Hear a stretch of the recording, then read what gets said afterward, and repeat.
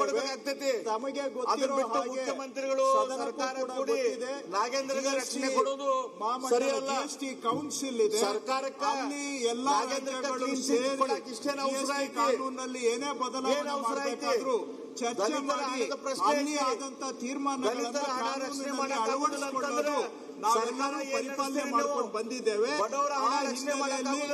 ಈಗ ನಾವು ತಿದ್ದುಪಡಿ ಮುಖಾಂತರ ತಂದಿರುವ ವಿಷಯಗಳು ಚರ್ಚೆ ಆಗಿ ತೀರ್ಮಾನ ಆಗಿದೆ. ಎಲ್ಲ ರಾಜ್ಯಗಳು ಕೂಡ ಅವುಗಳನ್ನ ಕಾನೂನಿನಲ್ಲಿ ಅಳವಡಿಸಿಕೊಳ್ಳುವ ಕೆಲಸವನ್ನ ಮಾಡ್ತಾ ಇದ್ದೇವೆ. ಈ ತಿದ್ದುಪಡಿಯ ಉದ್ದೇಶಗಳು ಭ್ರಷ್ಟಾಚಾರ ಮಾಡಿದ್ದಾರೆ ಅವ್ರನ್ನ ಒಳಗೆ ಒಂದು ಡೀಲರ್ಸ್ ಇರ್ತಾರೆ, ಅವರು ಏನಾದರೂ ಈ ರೀತಿ ಭ್ರಷ್ಟಾಚಾರ ಪರ್ಚೇಸ್ ಮಾಡಿ ಕೆಲವೊಮ್ಮೆ ಏನಾಗುತ್ತೆ year end stock special sales ಮಾಡುವಾಗ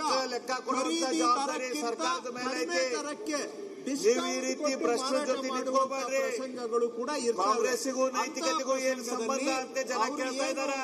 ಇನ್ಪುಟ್ ಟ್ಯಾಕ್ಸ್ ಕ್ರೆಡಿಟ್ ತೆಗೆದುಕೊಂಡಿರ್ತಾರೆ, ಅದನ್ನ ನಾವು ಅದಕ್ಕೆ ತಕ್ಕ ಹಾಗೆ ಡಿಸ್ಕೌಂಟ್ ತಕ್ಕ ಹಾಗೆ ಅಡ್ಜಸ್ಟ್ ಮಾಡಬೇಕಾಗುತ್ತೆ. ಅವಕಾಶ ಇರಲಿಲ್ಲ, ಅದಕ್ಕೆ ಅವಕಾಶ ಕೊಡೋದಕ್ಕೆ ಕಾಂಗ್ರೆಸ್ ಸರ್ಕಾರ.